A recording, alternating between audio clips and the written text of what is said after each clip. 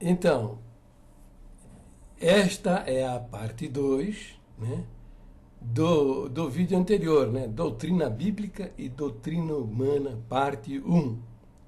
Presta atenção nas coisas que eu vou dizer, porque quando eu fiz a parte 1 dessa sequência, eu tinha muito poucas informações. Agora chegaram novas informações. Então, presta atenção. Você vai fazer grandes descobertas.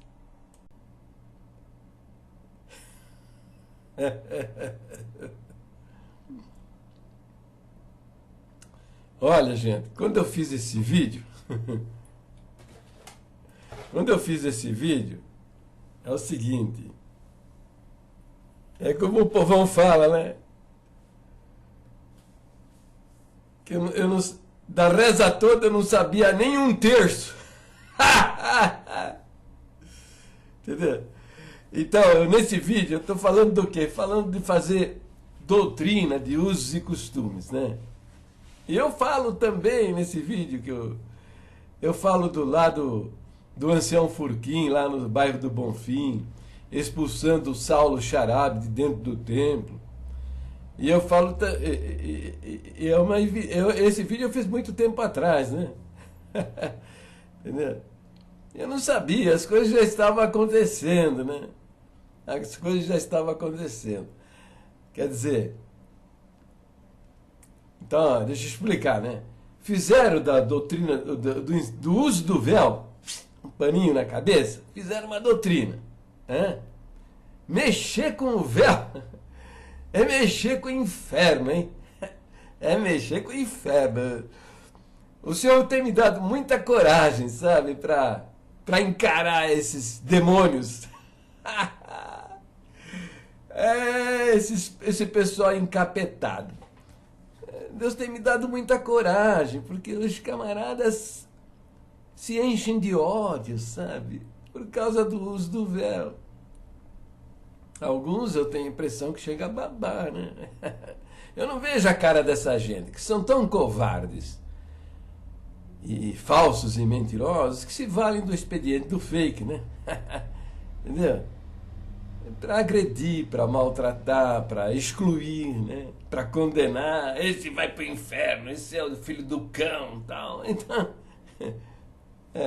mas na realidade, quem anda fazendo as coisas escondidas, quem é? É o servo de Deus? Não, é o servo do diabo mesmo. O cara está debaixo desses ensinamentos falsos e sofrendo a ação do Satanás na sua própria vida.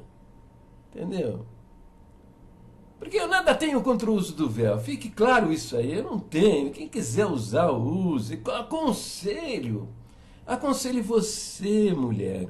Você. Se você sente que você, para agradar a Deus, você precisa cobrir a sua cabeça com o véu. Para você orar, precisa cobrir a cabeça. Participar de um culto, você precisa ter a cabeça coberta.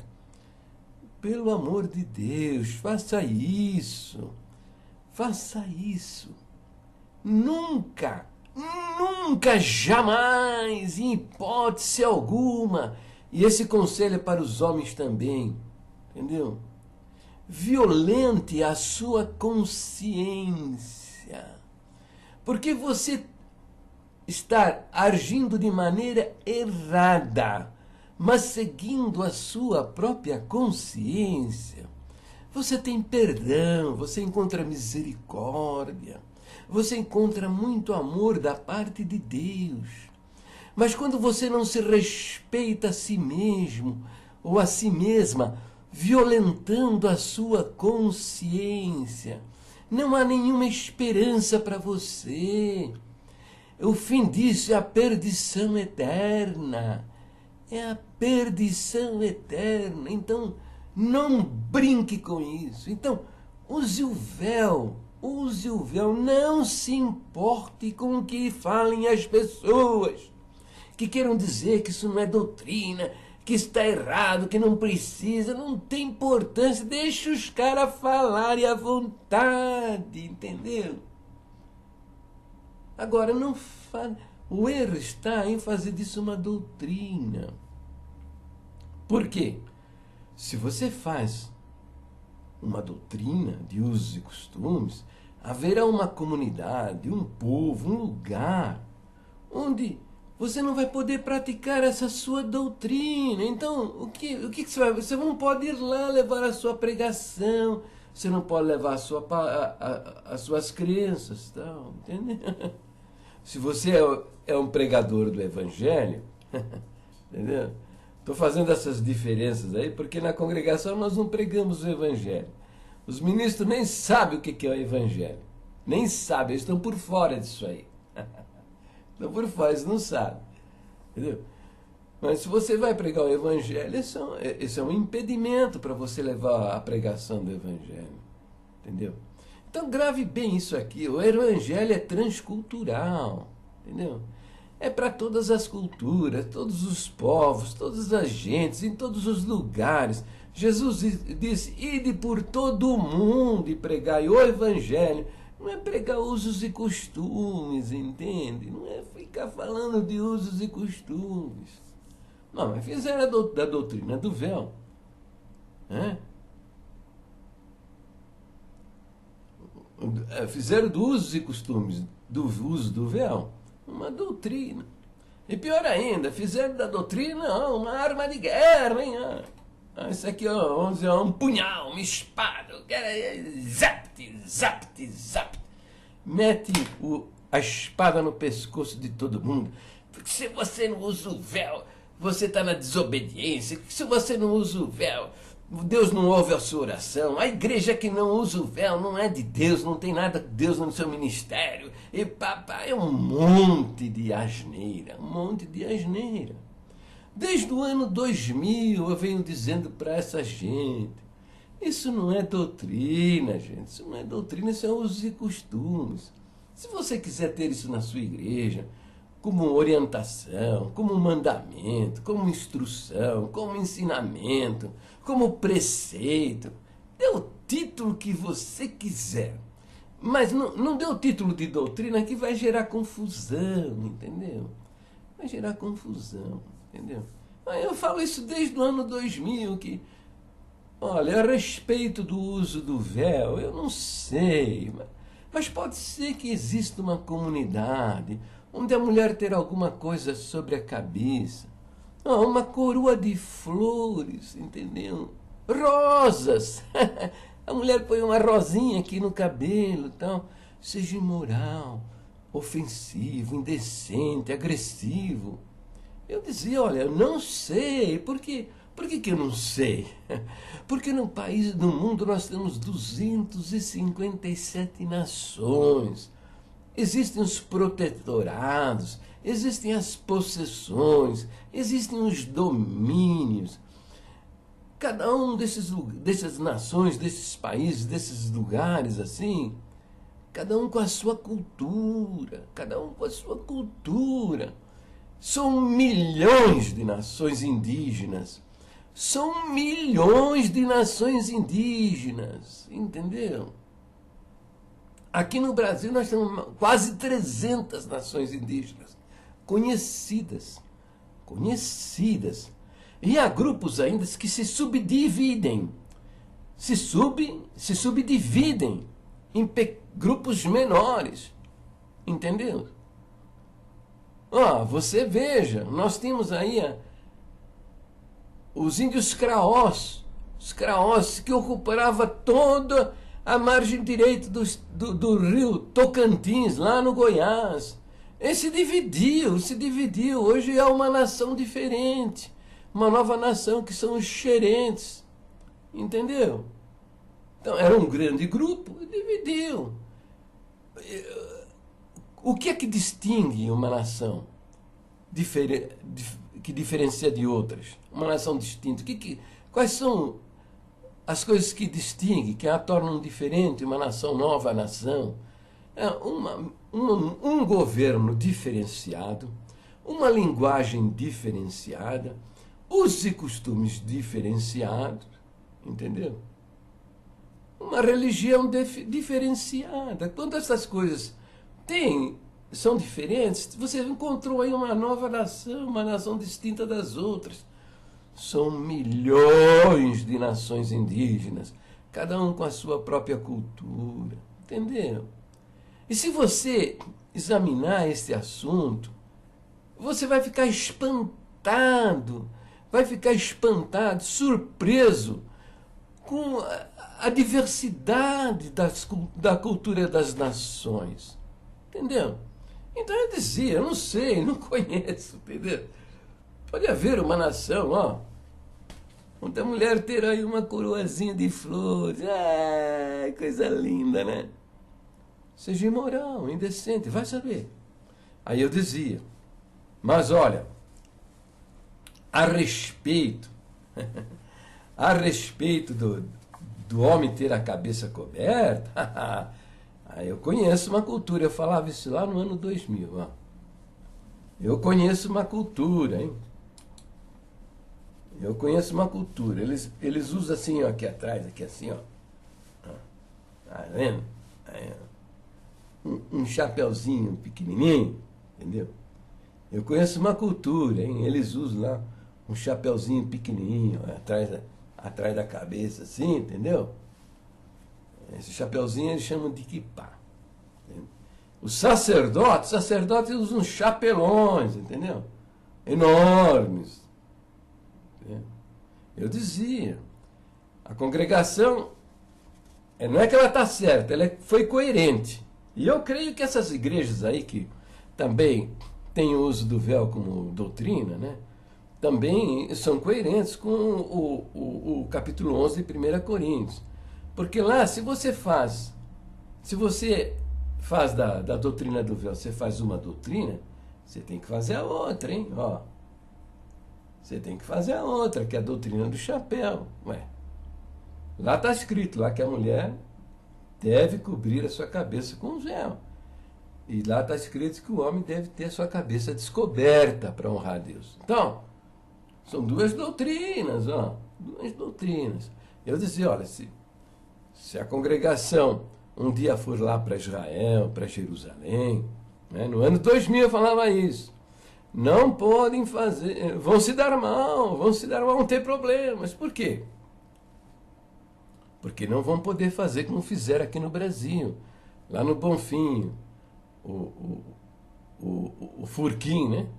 Expulsou o judeu, Saulo Charabe. Se você quiser conhecer o Saulo, procura no Google aí, Saulo Charabe. Você vai ver o testemunho dele de crente, entendeu?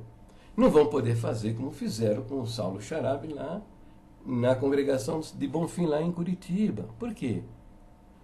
Porque para eles o uso do kippá, do chapéu, é uma tradição milenar. Eles entendem que para honrar a Deus, eles precisam ter a cabeça coberta.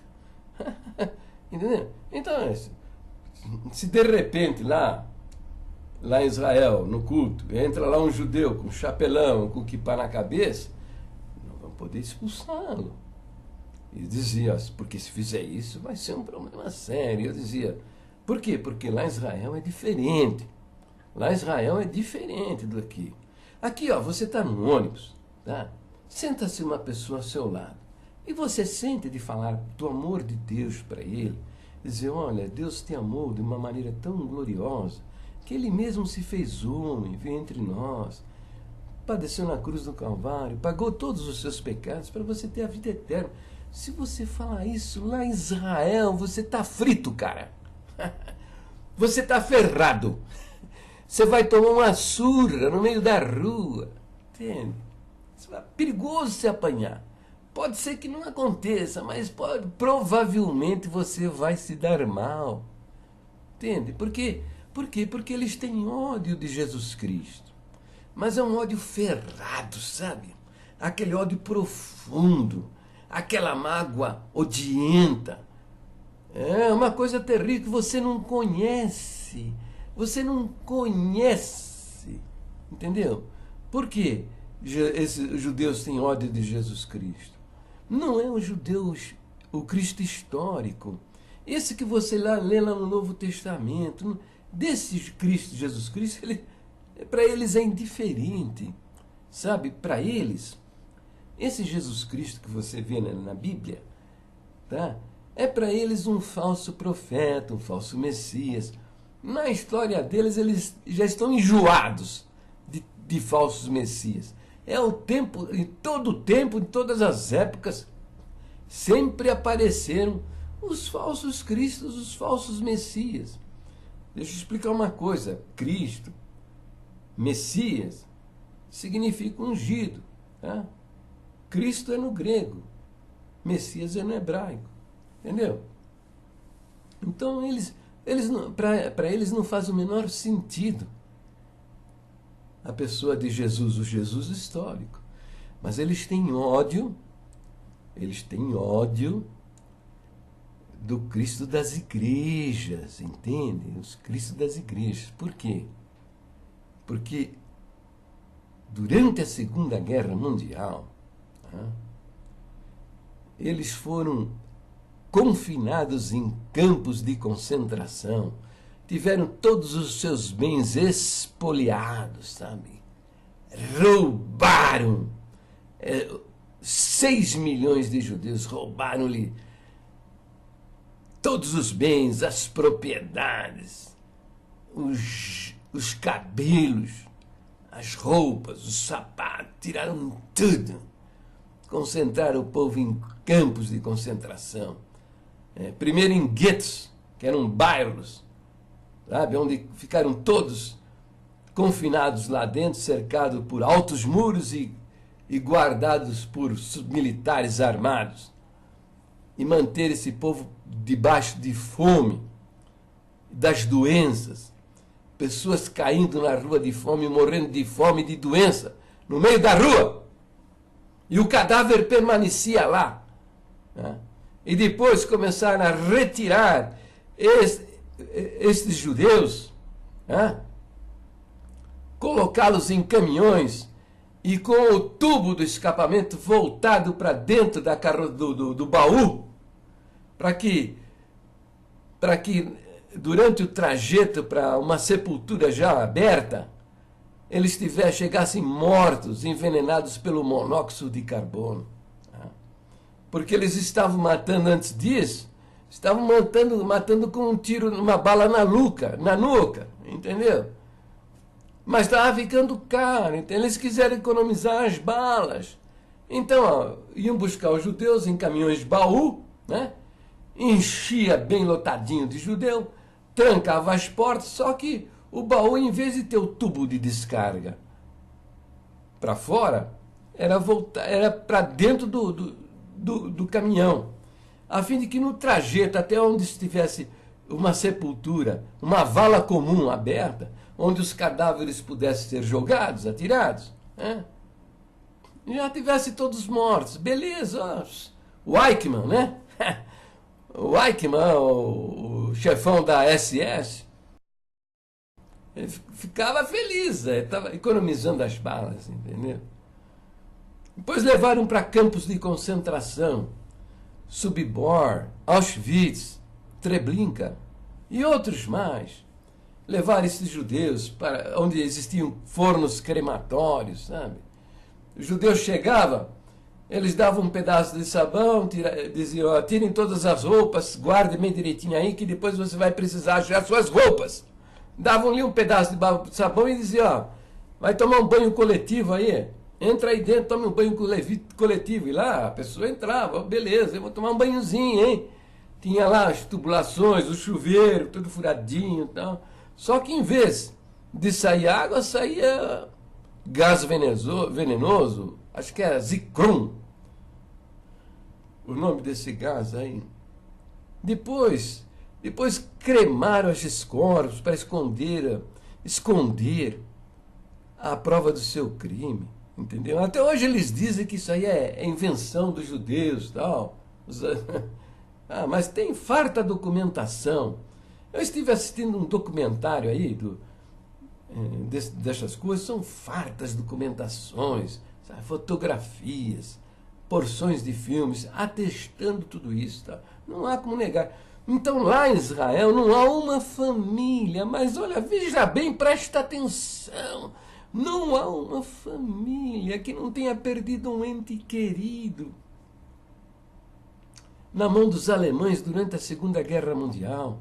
E se há uma família que não tenha perdido um seu chegado, um seu próximo, ele tem uma família muito amada que sofreu essa agressão. Entendeu? E estes homens, estas mulheres que perpetraram atos tão animalescos, estúpidos, né? À noite se reuniam no templo, lá dentro do campo de concentração, para cantar aquele hino lá de Martinho Lutero, que nós temos lá no nosso inário. Nós temos no nosso inário. Você conhece? Castelo Forte. Quem compôs esse hino, sabe quem foi? Foi o principal reformador. Né? Você tem a sua Bíblia na sua mão e pode andar com ela pelas ruas por causa da coragem, tá, deste homem, entendeu? Que se contrapôs contra o clero dominante na Idade Média. Entendeu? Por quê? Porque ele denunciou aí as heresias do catolicismo romano e foi ameaçado de morte. Entendeu? Foi perseguido, precisou se esconder. E à noite ele saía pelas ruas para conversar com as pessoas, sabe?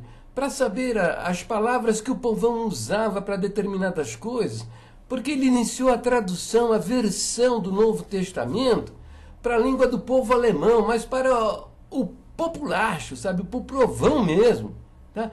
Porque a Bíblia toda era escrita em latim e só os sacerdotes do catolicismo romano podiam ler isso aí. O povo era proibido de conhecer o texto das Escrituras. Entende? E ele acabou com isso. Entendeu? Foi algo maravilhoso que ele realizou. Esse homem aí. Foi debaixo da ação do poder de Deus que ele enfrentou o mundo. Porque o catolicismo romano dominava o mundo nessa época. E esse homem teve a ousadia, a coragem de encarar o mundo contra si, para levar ao povo o conhecimento da palavra de Deus. Entendeu?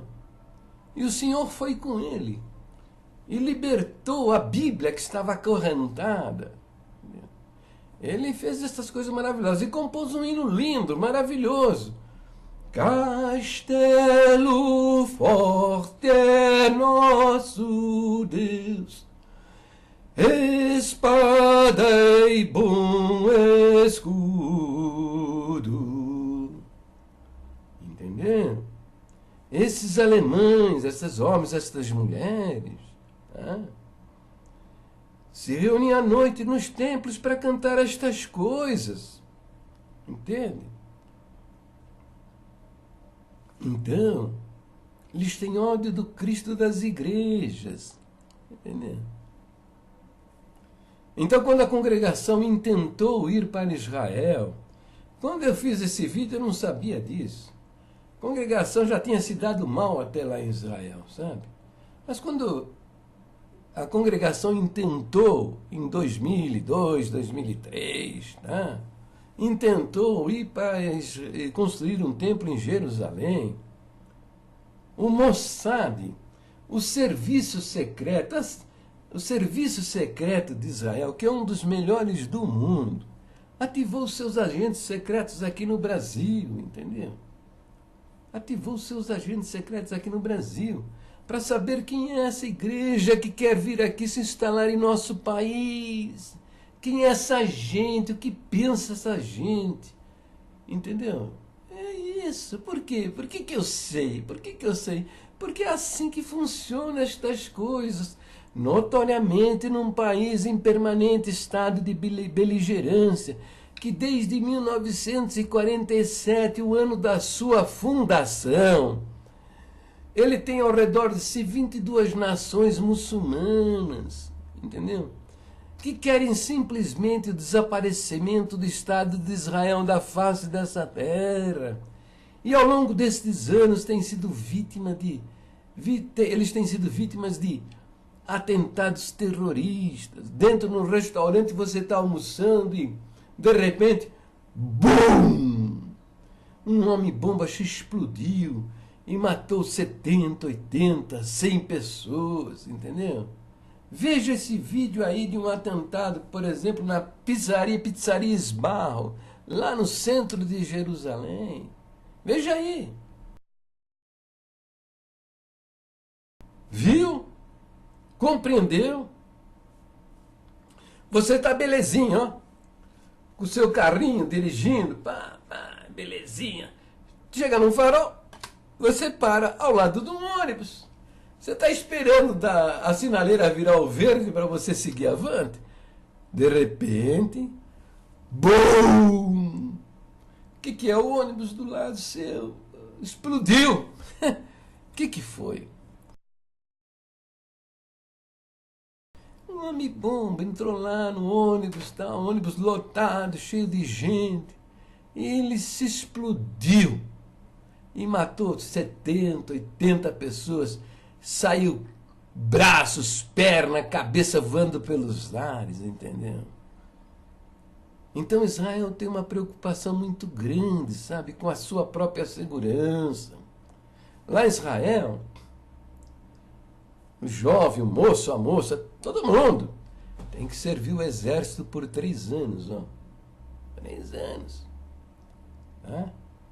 E não pode abandonar sua arma nem para satisfazer as suas necessidades pessoais. Ele vai fazer um cocôzinho e a arma está ali, ó, do ladinho. Sabe por quê? Pode acontecer que ele precise sair correndo com a arma na mão até de bunda de fora para resolver uma parada. Entende? Israel não brinca no serviço. Bom, agora veja. Estas nações querem introduzir agentes dentro do Estado de Israel. Para quê? Para facilitar a prática de atos terroristas. Entendeu?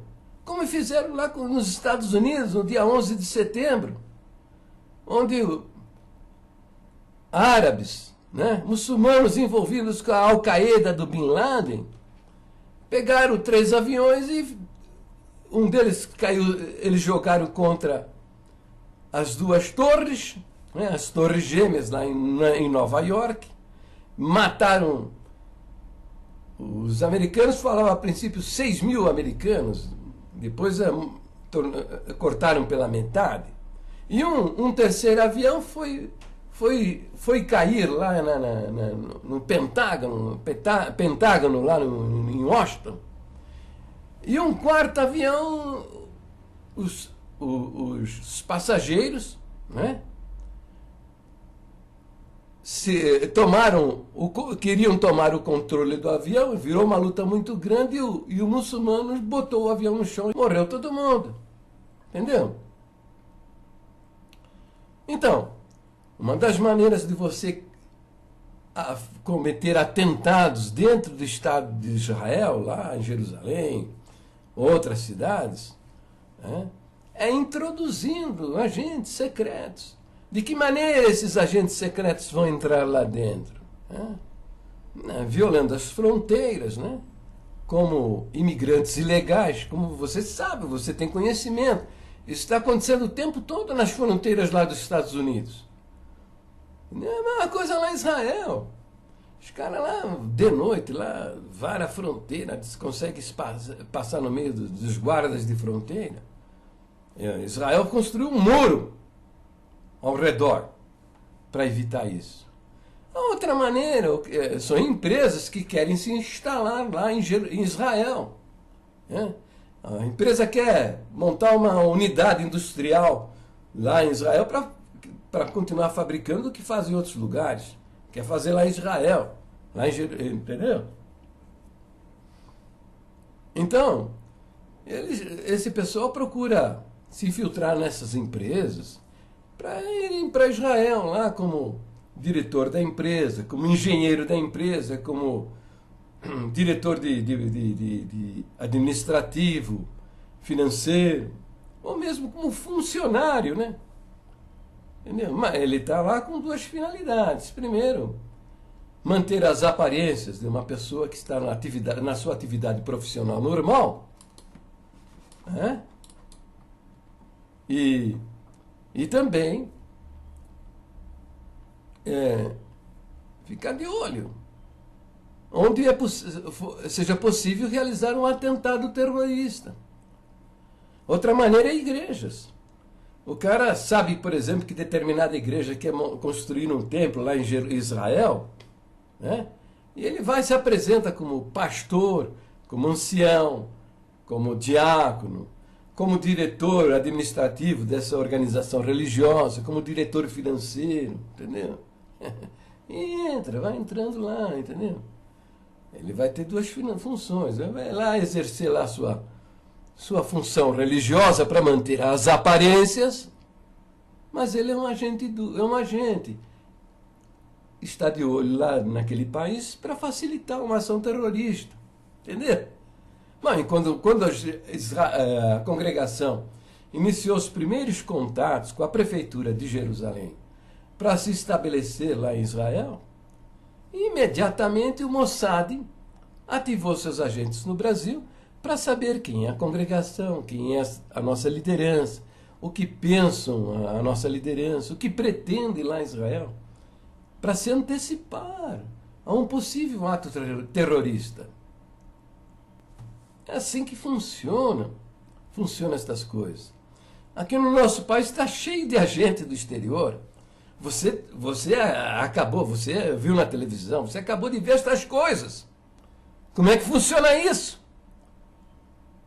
Os serviços secretos dos Estados Unidos espionando aí as nossas empresas, a Petrobras, por exemplo, para quê?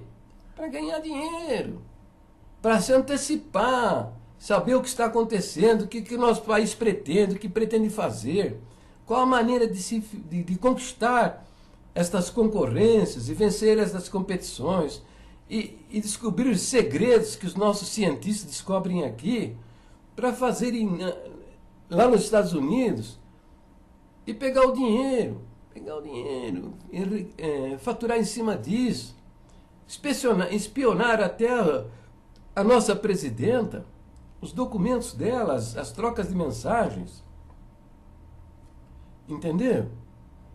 O Brasil também faz isso. Esteja seguro. Aqui no Brasil nós temos a gente da Rússia, nós temos da França, da Alemanha, da Inglaterra, do Japão. É assim que funciona. É assim que funcionam estas coisas. Então, eu não sei. Pode ser que o Saulo Sharabi seja um agente secreto lá do Mossad, lá de Jerusalém, de Israel. Pode ser que o agente mesmo é o Saulo Sharabi.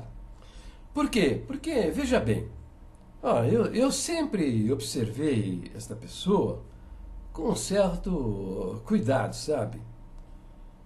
Porque, veja bem, assim que nós começamos a nos reunir lá próximo lá à Estação Armênia, nos salões lá da Associação dos Membros da Congregação Cristã do Brasil, ele se aproximou da gente, entendeu? Mas ele não frequentava os nossos cultos. Ele conseguiu a liberdade de ensinar hebraico lá nas nossas salas, entendeu? Não sei se ele recebia dinheiro por isso, ou era gratuito e tal. Acho que até isso era de graça. Ele fazia isso. Mas para mim, eu estou entendendo hoje que ele queria manter uma certa proximidade com a gente.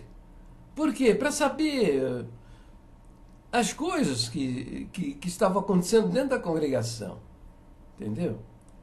Ele realmente não estava interessado em se unir ao nosso trabalho, nosso esforço de conquistar dentro da congregação uma reforma. Não, ele não estava interessado nisso. Mas que ele queria manter uma proximidade conosco, isso é evidente. Por quê? Porque ele não ia nos nossos cultos, mas tinha contato conosco e frequentava as nossas salas. Pode ser que ele não fosse um agente do Mossad, mas poderia ser um informante. Intencional, tá? Intencional, quer dizer, o cara que tem a intenção de informar, ou na inocência. Pode ser até na inocência. O agente do Mossad soube que ele era crente da congregação, ou que se dizia crente da congregação, se aproximou dele e começou a conversar, tal.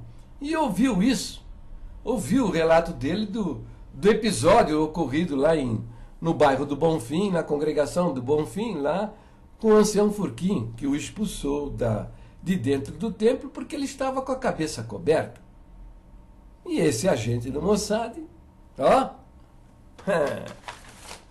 meteu lá no relatório dele, ó, escreveu lá. Então, esse pessoal que pretende construir um templo aqui em Jerusalém, esse pessoal, veja, eles me expulsaram de dentro do templo, né? Ó, escrevendo lá, me expulsaram de dentro do templo porque eu estava com o kippá na cabeça. Olha só o que aconteceu, o camarada lá, um líder deles lá, se aproximou de mim, se colocou ao meu lado. Isso aqui está escrevendo lá para o chefão dele lá, né? Se colocou ao meu lado e disse, amigo, neste templo nós não permitimos a pessoa participar de um culto com a cabeça coberta. E eu disse para ele, olha, meu amigo, é o seguinte, isso é da minha cultura, isso é da minha tradição, entendeu? Eu entendo, nós entendemos no meu país que para honrar a Deus nós precisamos ter a cabeça coberta. Escrevendo, né? E aí escreveu, e sabe o que eu ouvi dele, chefe? Sabe o que eu ouvi dele? Ele falou para mim, ó, na cara dura, falou, se o senhor não quiser tirar sua cobertura da cabeça, ponha-se para fora daqui, porque nós não admitimos a pessoa participar de um culto nesse templo, nos nossos templos, com a cabeça coberta, ó. Escrevendo tudo, hein? Tá vendo, chefe? Tá vendo? Essa turma aí, ó, que quer vir aqui, entrar no nosso país para levar a pregação deles aí, essas crenças aí, ofendendo a nossa cultura, a nossa tradição, chefe, ó. E o chefão lá, hein? O chefão, ó, deve ter usado até uma leite de aumento, hein? Só para, né? Para não perder nada do que estava escrito. Falou,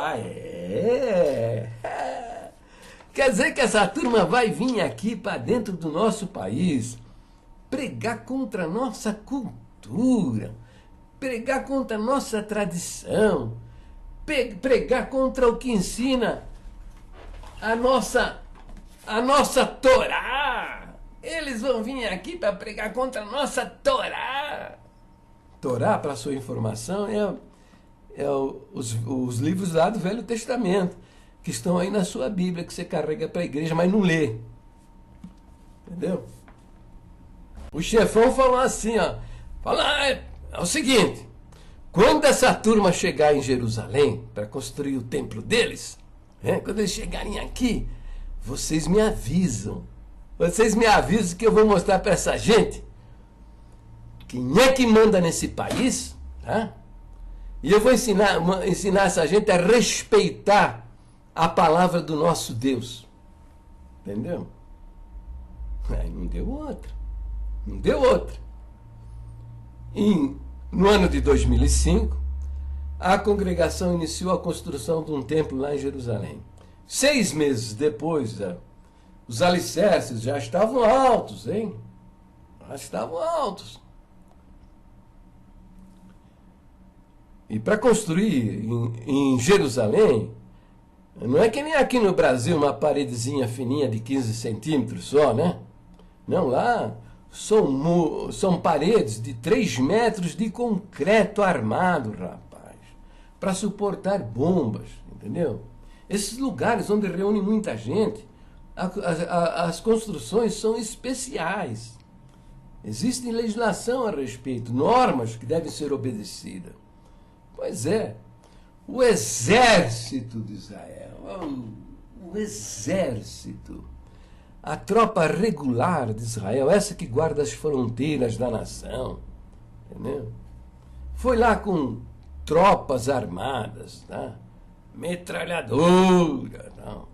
Meteram a metralhadora na cara dos irmãos, entendeu? Se alguém abrisse o bico e falasse alguma coisa, tomava bala na cara, entendeu? Todo mundo de boca fechada, quietinho. Aí chegaram os tratores e botaram tudo no chão, destruíram tudo. Tá? Eu já apresentei em vários vídeos aí o relato desses episódios. Tá?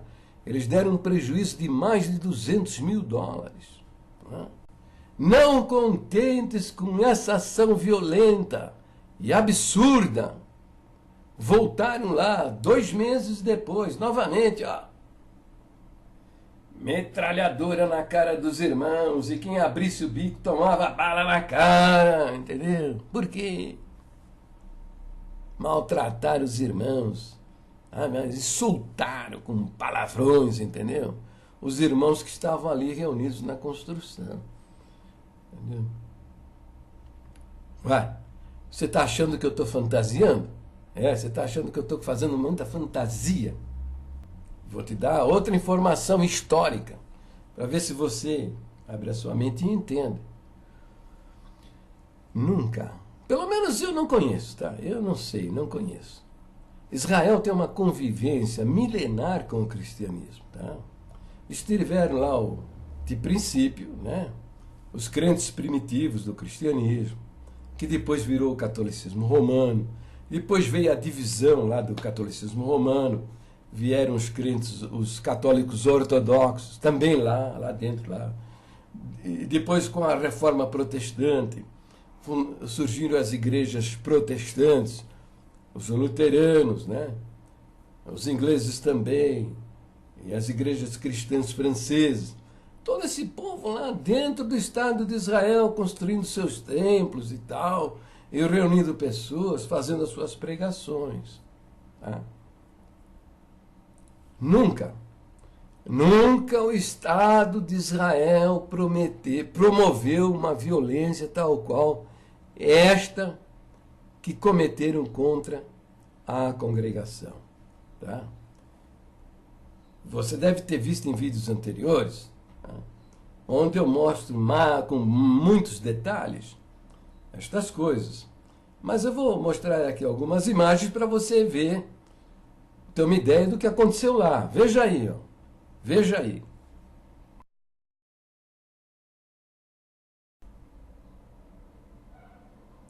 Então, depois desses episódios aí, depois disso, o que aconteceu?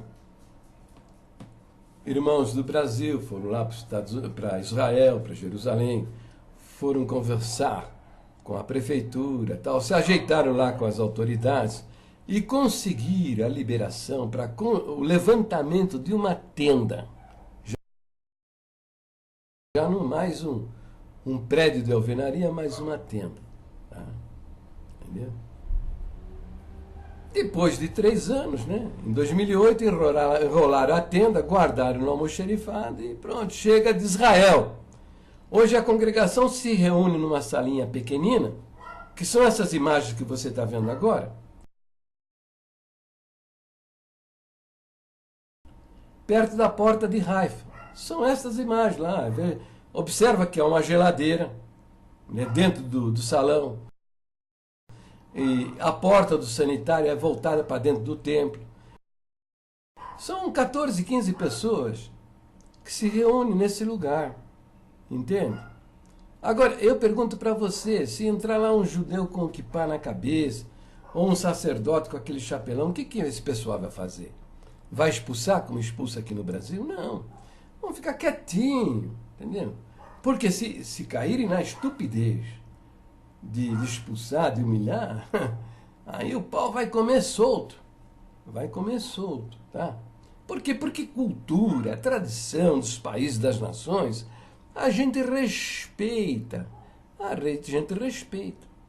Como é o caso aí dos usos e costumes do chapéu do judeu, do véu na cabeça da mulher. Isso faz parte da cultura, a gente respeita. Se der para você usar, você usa.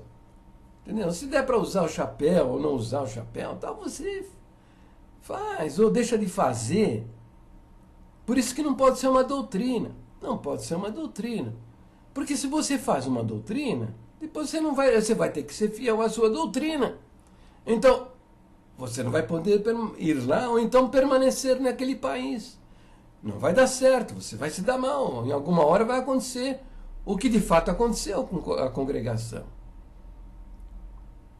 Bom, na abertura, na inauguração da tenda, na abertura dos serviços nessa tenda que foi construída lá em Jerusalém, né, o pessoal da prefeitura, eles foram ao culto de abertura. Né? Olha aí, ó, o vice-prefeito da prefeitura de Jerusalém, que é um judeu ortodoxo, que é esse camarada aqui, ó, tá vendo aí, ó, a cara dele aí. E ele é um judeu ortodoxo, hein? Ele é um judeu ortodoxo, ó. Aí, tá vendo ele agora aí conversando com esses judeus aí? Observa que ele está com um quipazinho na cabeça, ele está falando com os sacerdotes judeus, né? Que usam esses chapelões aí. É um judeu ortodoxo. Ele foi no culto de abertura da tenda, lá em Jerusalém. Olha ele e a turminha dele levou 3, 4, 5 assessores, né? Para esse culto lá. Olha ele aí, a turminha dele. Todos eles são do Partido da Torá. O Partido da Torá, pela primeira vez na história da cidade de Jerusalém, teve como como prefeito lá na prefeitura de Jerusalém um dos seus membros. Esse tal de, olha, esse aí, ó, Uri Lupoliansky, é um judeu ortodoxo também, ó. Ele tem um quipazinho na cabeça. Ó, olha ele conversando aí, ó. Olha ele conversando com outros judeus ortodoxos. Ele está com um chapeuzinho na cabeça. Tá vendo aí? Então, ele é membro do Partido da Torá e levou para dentro da prefeitura toda a sua turma do Partido da Torá. Então, no dia da abertura do culto lá na tenda lá em Jerusalém, o Uri mandou lá o vice-prefeito e mais alguns assessores para apresentar as desculpas da prefeitura de Jerusalém pelo episódio ocorrido 3 anos antes. Entendeu? E ele assumiu a tribuna com o quipazinho na cabeça. Entendeu? Quer dizer, entrou no templo. Aqui no Brasil puseram os judeus para fora. Eu sei de um caso, pode ter ocorrido em várias partes do Brasil.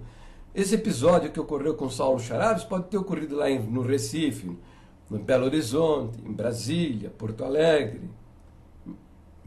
Entendeu? Como ocorreu com o Saulo lá em Curitiba. Entendeu? Pode ter ocorrido várias vezes. Mas lá em Jerusalém não fizeram isso. Deixaram eles entrar, os homens entrarem e participarem do culto com a cabeça coberta. Entendeu? Por quê? Porque isso não é doutrina, gente. Se liga, isso não tem nada a ver com doutrina, isso é usos e costumes. Mas ainda, ele assumiu a tribuna. Olha ele aí na tribuna.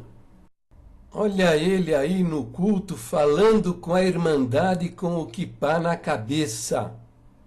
Tá vendo? Tá vendo o Nir Barkat aí na tribuna falando com a irmandade? Você acha que ele tirou o chapeuzinho da cabeça? Não, ele tá lá com o quipazinho na cabeça falando com a irmandade. Entendeu? Tá entendendo que isso aí é usos e costumes?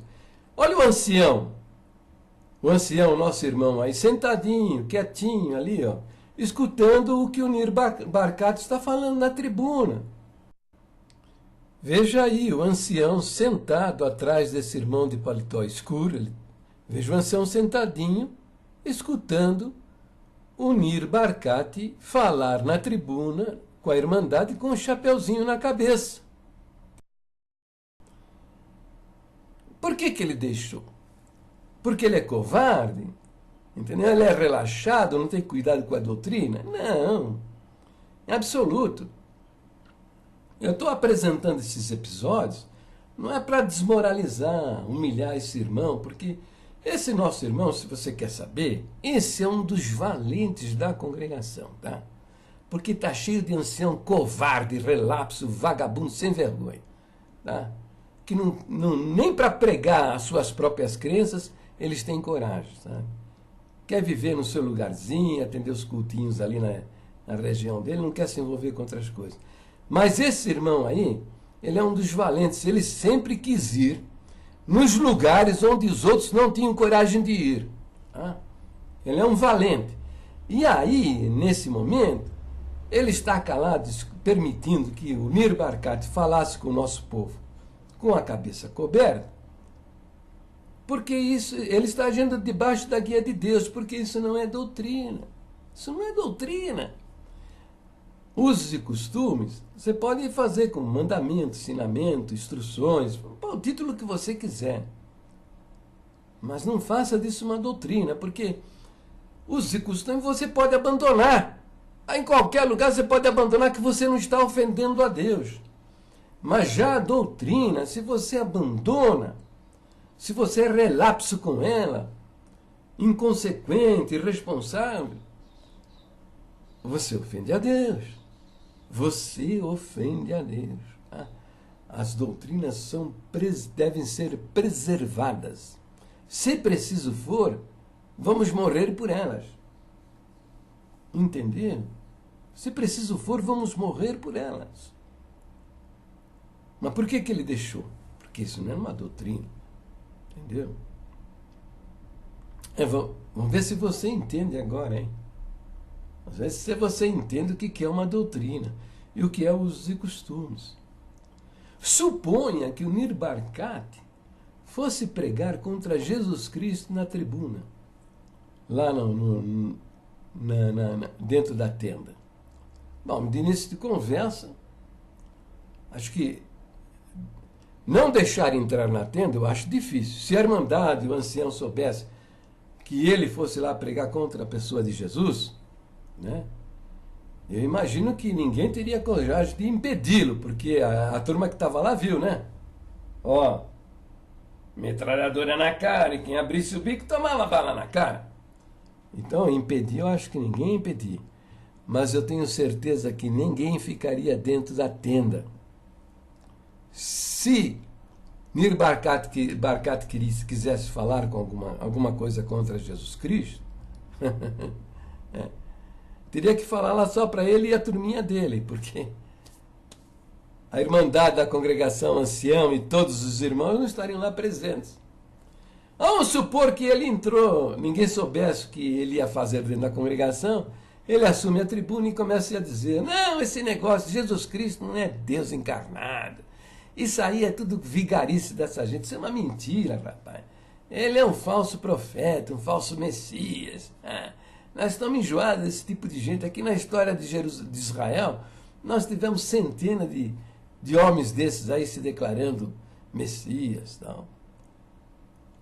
Se ele abrisse a boca para dizer isso, arrancar ele da tribuna, aqui no Brasil a gente arrancava, né? Arrancava da tribuna, dava um pontapé na bunda, jogava ele no meio da rua, entendeu? Mas lá em Jerusalém, se ele falasse isso, eu tenho certeza que nada aconteceria.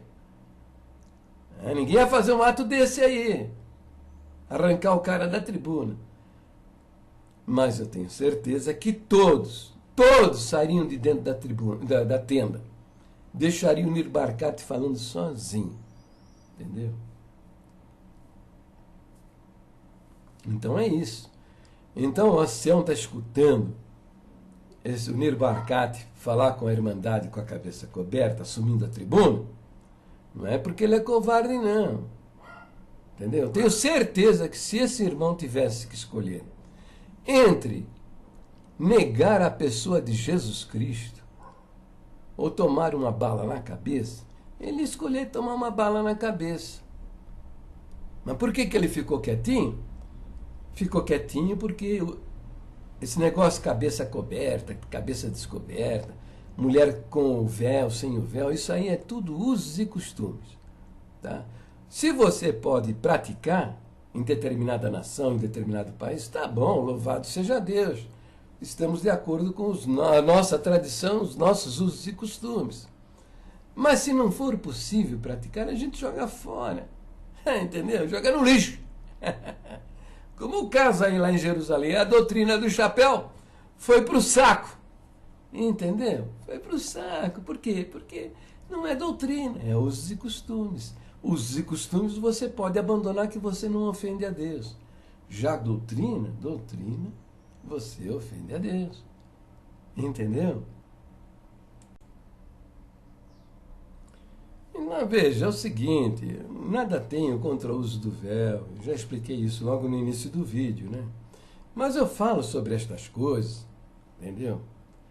Para que você entenda que a doutrina do véu, a maneira de saudar com a paz de Deus, que é outra bobagem, outra asneira, sabe? A Bíblia, ó, primeiro ponto de doutrina, diz que a Bíblia é a nossa regra de fé e prática.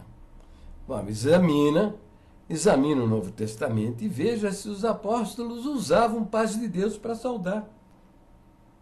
Veja se usavam paz de Deus como saudação cristã. Veja aí. Você não vai encontrar isso aí. Entanto, nós temos a doutrina da saudação com a paz de Deus. Entendeu? Quer dizer, e ainda fala uma grande asneira, uma estupidez sem tamanho. Entendeu? Que Senhor existem muitos, mas Deus é um só. Mas como é? Pelo amor de Deus, vai ser muito estúpido fazer esse tipo de... defender essa doutrina da saudação com a paz de Deus com esse argumento. Que é isso? Lá no mandamento, já lá, milênios lá atrás, 5.000 anos, 6.000 anos atrás, Deus mandou Moisés registrar o primeiro mandamento dos 10 mandamentos. Leia lá no capítulo 20 do livro de Êxodo. Não terás outros deuses diante de mim. Como é que você está falando aí para defender essa doutrina da saudação com a paz de Deus, que Deus é um só? Se o próprio Deus revelou na palavra, revelou nas escrituras, e dizendo, não terás outros deuses diante de mim. É porque tem muitos deuses. Entendeu? Meu amigo. Agora, Jesus Cristo, esse é um só. Não tem outro nome. É esse só. Somente.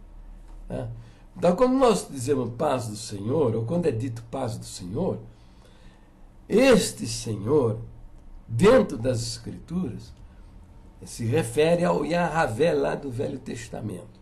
Aquele que disse a Moisés, quando Deus disse a Moisés, vai lá e fala com o faraó para pôr o meu povo em liberdade.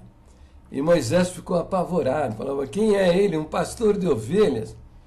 Falar com o dono do mundo para libertar o povo judeu que está debaixo de escravidão? Mas aí ele ficou preocupado e perguntou, eles vão perguntar teu nome, o que eu digo para eles? E Deus respondeu a Moisés, tá?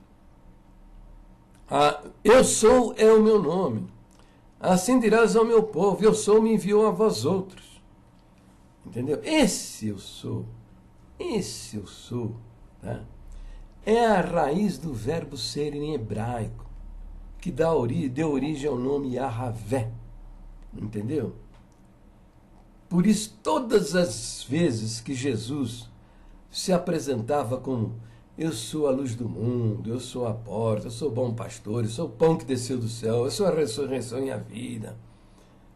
Todas as vezes que ele se apresentava como eu sou, ele estava falando na língua original do hebraico, que é o aramaico. Ele falava em aramaico, ele dizia eu sou. Ele remetia a mente dos judeus para o episódio lá do Monte Horebe. Entendeu? E os judeus entendiam que ele estava se declarando Deus encarnado. Ele estava se declarando como o próprio Deus que apareceu a Moisés lá no Monte Horebe. E isso era blasfêmia. Os judeus matavam por apedrejamento 5 pecados. O adultério, vocês conhecem a história da mulher adúltera, que foi lançada aos pés de Jesus, e os judeus disseram para ele: mestre, a lei de Moisés manda que tais pessoas apanhadas em adultério sejam apedrejadas. Tu o que dizes? Não é? Você conhece esse episódio do Novo Testamento.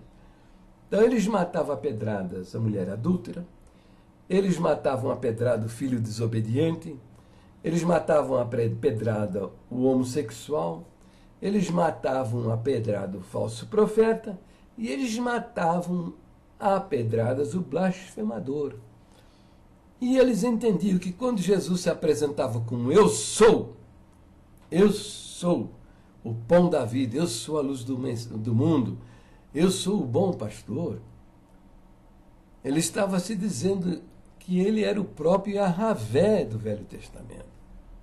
E a prova disso está lá no Evangelho de São João, Evangelho de João, capítulo 10, onde Jesus interroga os judeus. Ele pergunta: tenho feito muitas boas obras no meio de vós, por qual delas vocês querem me apedrejar? E eles, os judeus, responderam: não queremos te apedrejar por coisas boas que você tenha feito em nosso meio, mas porque você, sendo homem, se faz igual a Deus. Entendeu? E pegaram em pedras para apedrejá-lo. E ele saiu no meio da multidão ali. E foi por causa disso que ele foi condenado à morte. O sumo sacerdote, no seu julgamento, perguntou: dize-nos, fale-nos francamente, você é o Messias? E ele confirmou isso. E o sumo sacerdote disse: não precisamos mais de testemunhas. Blasfemou, blasfemou. E ele foi condenado à morte. Não morreu por apedrejamento, porque os judeus estavam debaixo do domínio do Império Romano. E os romanos matavam os criminosos por meio de crucifixação. Matavam amarrados na cruz. Jesus foi feito diferente, foi pregado na cruz. Entendeu? Agora você quer uma prova disso? Tá? De que todas as vezes que Jesus se apresentava como Senhor, ele estava se referindo, ele estava sendo entendido como o Yahvé lá do Velho Testamento. Entendeu? É o seguinte: com a morte de Alexandre o Grande, que dominou todo o mundo conhecido, tá? Com a morte desse conquistador, Alexandre, né? O império de Alexandre foi dividido em 4 partes. E essa região lá da Palestina, o Egito, essa região, ficou debaixo do domínio, uma dessas partes ficou debaixo do domínio de um general chamado Ptolomeu II. Tá? E foi Ptolomeu quem mandou construir uma famosa biblioteca em Alexandria, tá? Uma cidade que dava nome ao conquistador, o grande conquistador Alexandre o Grande. Ptolomeu mandou construir uma grande biblioteca que se constituiu numa das maravilhas do mundo antigo. Só que no meio daqueles milhares de livros, ele não existia uma Bíblia, um Velho Testamento, traduzido para a língua grega. Entende? Só existia no hebraico. Então o que fez Ptolomeu? Convocou 70 sacerdotes judeus, eruditos, profundos conhecedores do aramaico e do hebraico e da língua grega, para verter o Velho Testamento para a língua grega. Essa versão do Velho Testamento, da Torá, é conhecida como a Septuaginta. Septuaginta por quê? Veio da palavra 70. 70, né? Septuaginta. Foram 70 sábios judeus. Fizeram uma versão do hebraico, do aramaico, para a língua grega. E todas as vezes que eles encontraram o nome do Senhor lá no Velho Testamento, eles traduziram para Kyrios. Kyrios, que é a palavra grega para Senhor. E no Novo Testamento, lá nos Evangelhos, nas cartas, todas as vezes que se refere a Jesus Cristo, a palavra grega usada é Kyrios. Tá? Entendeu? E isto mostra para você que a igreja neotestamentária, os primitivos crentes, eles tinham o Senhor Jesus como Deus encarnado. Tá? Eles tinham o Senhor Jesus como o próprio Deus encarnado. Que não é difícil entender isso, né? Não é difícil entender isso. Porque lá no Velho Testamento já há profecias a respeito disso. Por exemplo, Isaías, ele diz lá: isto vos será por sinal, eis que a Virgem dará à luz um filho, e o seu nome será Emanuel. Mateus, no seu evangelho, ele cita essa profecia de Isaías, e ele diz, e ele explica lá no seu evangelho, que Emanuel significa Deus conosco.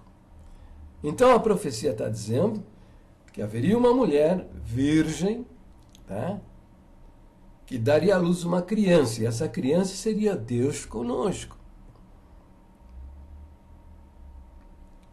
Isaías profetiza também que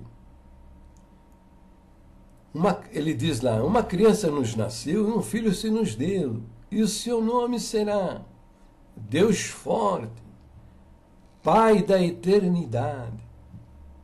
Meu amigo, esse menininho aí é um Deus forte. Esse menino é o Pai da eternidade. Não existia nada, nem eternidade existia. Foi ele que criou. Esse aí, Jesus Cristo, tá? Que nós temos lá no nosso templo uma placa. Logo, logo eles vão tirar, hein? Presta atenção, hein? Eles vão tirar essa placa aí, que está lá, em nome do Senhor Jesus. Eles vão tirar. Lembra do quadro que existia na frente da entrada do templo? Que o irmão Franciscão, por revelação, mandou que fossem colocados em todos os templos da congregação, e eles tiraram, tá lembrado? Essa placa aí, tá vendo? Foi pro lixo. Jogaram no lixo. Tiraram, né? E essa placa aqui, ó, tá vendo? Eles também vão tirar, porque é um ministério da congregação, está na mão da maçonaria. A maçonaria tem ódio de Jesus Cristo. Ela não suporta Jesus. O nome de Jesus, a pessoa de Jesus Cristo. Eles vão tirar. Um pouquinho de tempo. Eles não têm pressa para fazer isso, não. Tá? Entendeu? Mas eles vão tirar.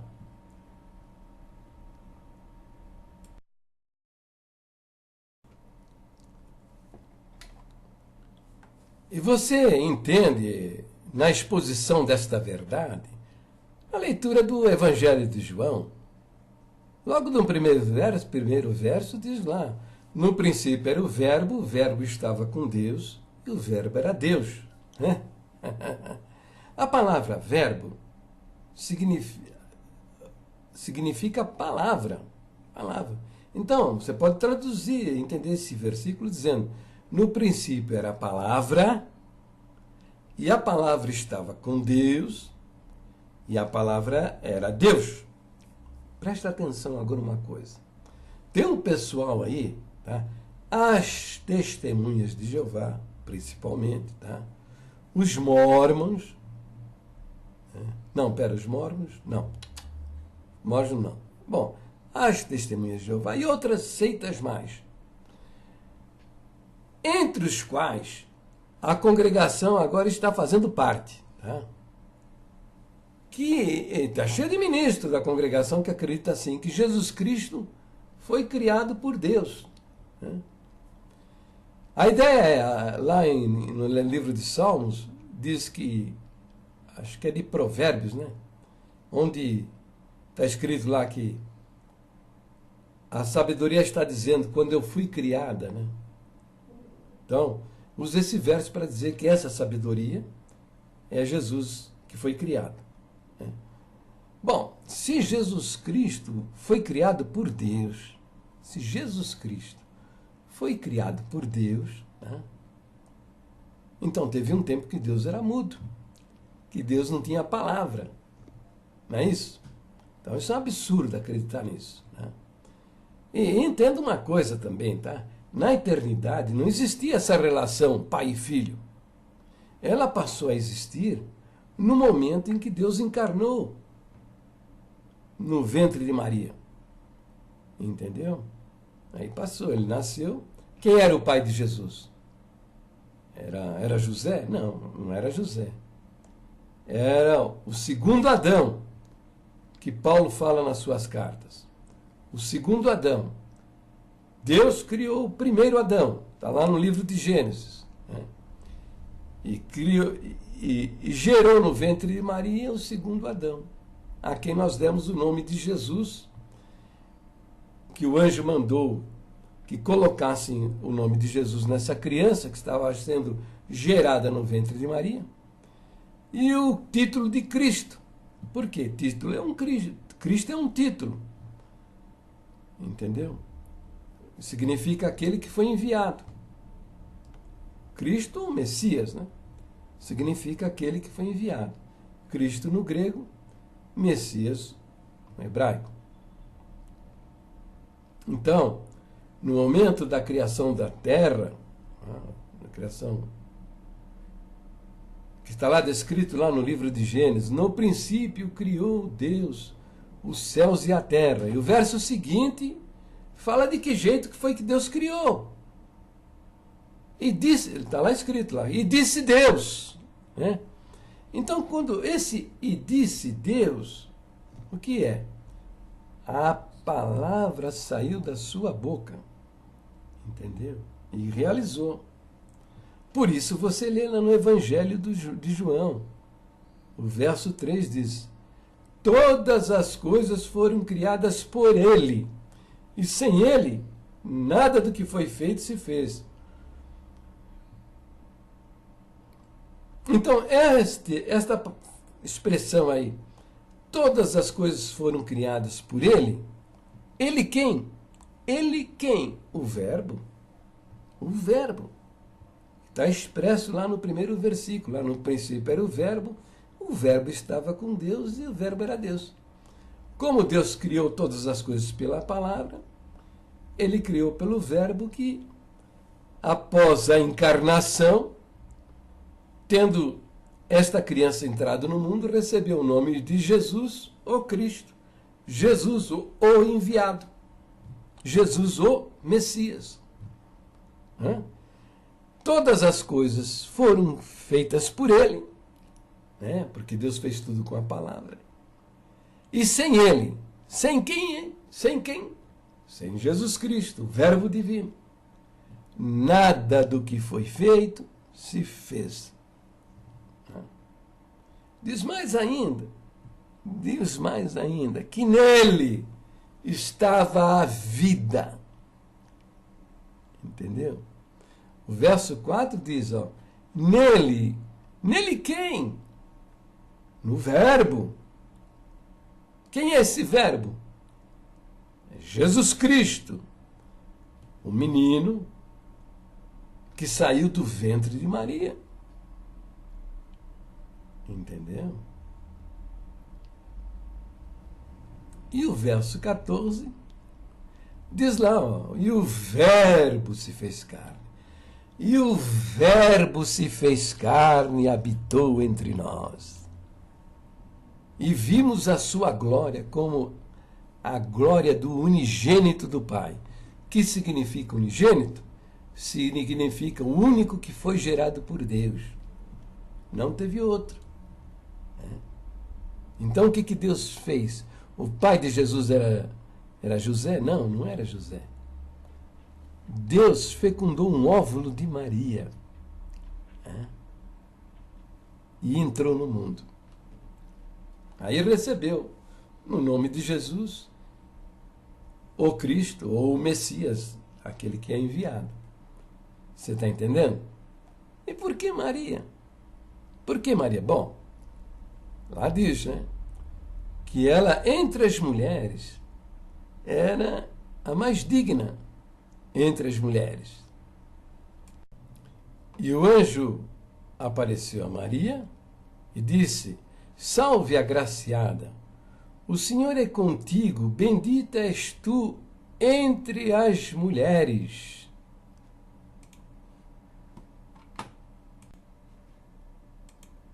Mateus, o apóstolo São Mateus, no Evangelho de São Mateus, no capítulo 1, diz assim: livro da geração de Jesus Cristo, filho de Davi, filho de Abraão. E no verso 17 diz assim: de sorte que todas as gerações, desde Abraão até Davi, são 14 gerações. E desde Davi até a deportação para a Babilônia, 14 gerações. E desde a deportação para a Babilônia até Cristo, 14 gerações. Ora, o nascimento de Jesus Cristo foi assim, que estando Maria, sua mãe, desposada com José, antes de se ajuntarem, achou-se ter concebido do Espírito Santo. Espírito Santo, então José, seu marido, como era justo e não a queria infamar, intentou deixá-la secretamente. E projetando ele isto, eis que em sonho lhe apareceu um anjo do Senhor dizendo: José, filho de Davi, não temas receber a Maria, tua mulher, porque o que nela está gerado é do Espírito Santo. E dará à luz um filho e chamarás o seu nome Jesus, porque ele salvará o seu povo dos seus pecados. E no verso 2, o verso mais adiante, Mateus anota, né, a profecia de Isaías, dizendo: tudo isto aconteceu para que se cumprisse o que foi dito da parte do Senhor, pelo profeta Isaías, que diz: eis que a virgem conceberá e dará à luz um filho, e chamá-lo-ão pelo nome de Emanuel, que traduzido é Deus conosco.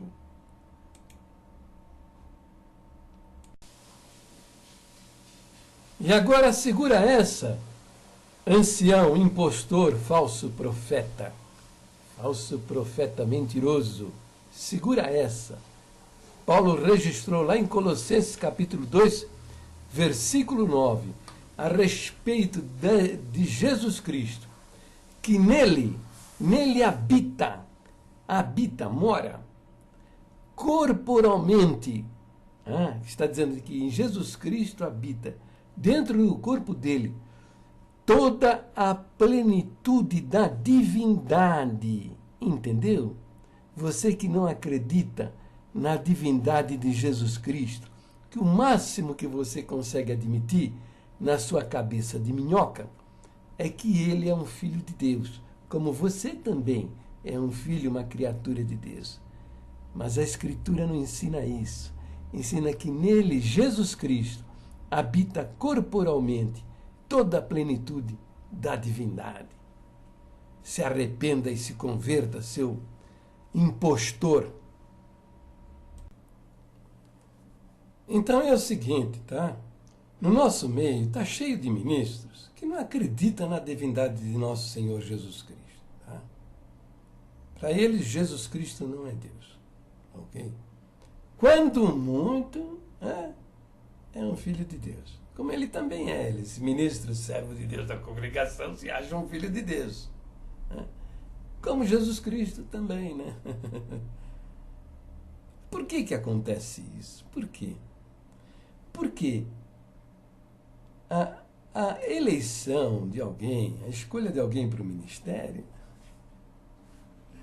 não é com aquela cascata lá que Deus nos guiou, tal. Não tem nada disso. Esqueça isso aí. Não, isso tem muito interesses envolvidos, sabe? O cara põe ali o seu apadrinhado, né? Praticam muito o nepotismo. Quer dizer, você coloca o seu parente, né? O seu filho, o seu sobrinho, tá? Põe toda a sua família dentro do ministério.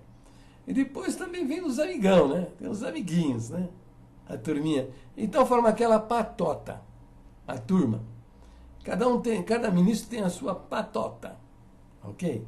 Ainda com a maçonaria, aí o negócio, ó, ficou filé mignon.